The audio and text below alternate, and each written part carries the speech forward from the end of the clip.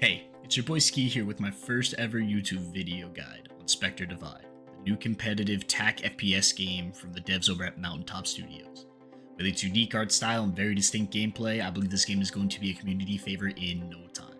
Personally, just through playtesting, I've put in over 200 hours on this game, and I've never wanted to grind out a TAC shooter more in my life.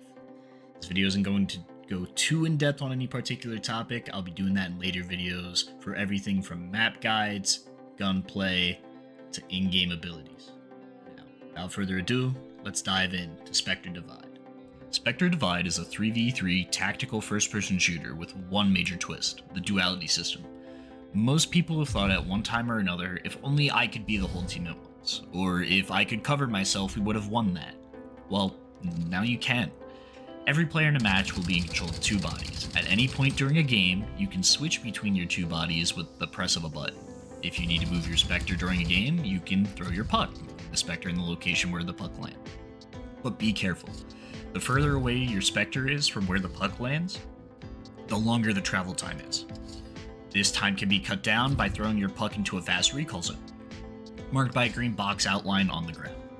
There are also certain areas of the map only accessible via a puck throw, making it a lot more important to keep your bodies alive to utilize the map to its fullest. That's not all your Spectre is useful for though. If an enemy is making noise within a certain range around your Spectre or within line of sight of it, you will be given a Spectre warning, notifying you of what's going on where your Spectre is positioned. If you die while your Spectre is still alive, you will switch to your Spectre after a short delay. While both you and your Spectre share utility, each body has its own health, armor, guns, and ammo. Another cool feature is if you start planting or defusing, you can switch to your inactive body, and the body with the Zeus, this game's version of the bomb, will continue to plant or defuse until either it dies or it finishes the action. This is the same with reload. I could go on about duality forever and all the crazy things you can do with it, but for now, let's move on to the way this game implements utility. The sponsors. Sponsors are companies in Spectre lore that provide players with the gear they use to fight, with each sponsor having its own unique playstyle and theme. Every kind of player will be able to find a sponsor that feels just right. As of right now, there are currently 8 sponsors in the game: Pinnacle International, Oregon United, Bloom Technologies, Riker Industries, Vector Dynamics, Ghostlink Collective, View Robotics, and Umber Reconnaissance. Each sponsor has 3 abilities that help them work throughout the match to help you either outsmart, outplay, or outmaneuver your opponents. For those of you coming from CS who might be a little concerned about how strong the abilities play out, let me reassure you, they are very well balanced and nothing absolutely game-breaking. There are no ultimate style abilities like in Valorant, making your sponsors more of a choice on what kind of utility you want during a game, and not as much an ultimate that you should be working towards to win rounds. I won't be going in depth on the abilities in this video, but a sponsor overview will be coming out on my channel, so if you want to keep an eye out for it, go ahead and drop a sub. Now, util is in everything in this game. After all, this is a first-person shooter. This game separates itself from the rest of the TAC shooter genre with a more aimed-down sights-focused gunplay that capitalizes on mobility.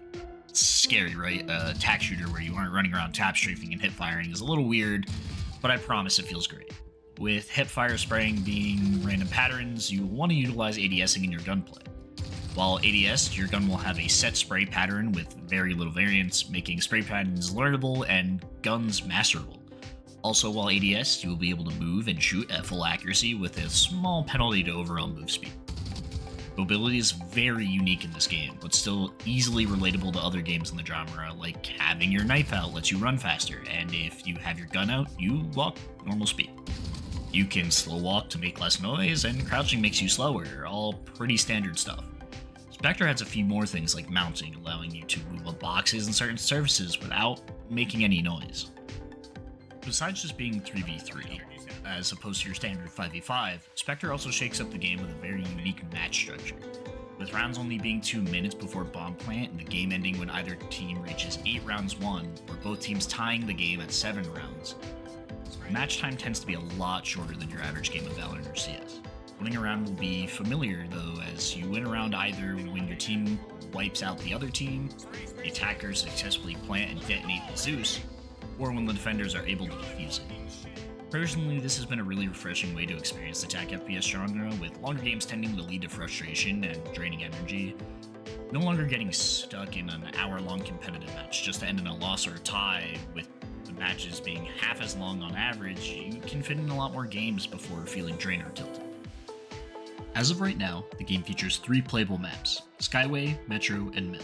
All 3 maps have a very unique play pattern compared to one another and feature some amazing map design and environmental art. The devs really focused on making maps that were fun to play and look visually appealing.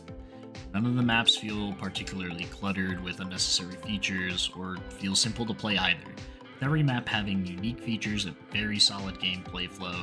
You can feel the attention to detail and care put into each one. The art in this game is inspired by old Japanese anime art and uses cell shading to make its character and maps feel just like they do in the cinematics. If you made it this far, thank you for watching. If there's anything you liked or think I could have done better, feel free to comment below.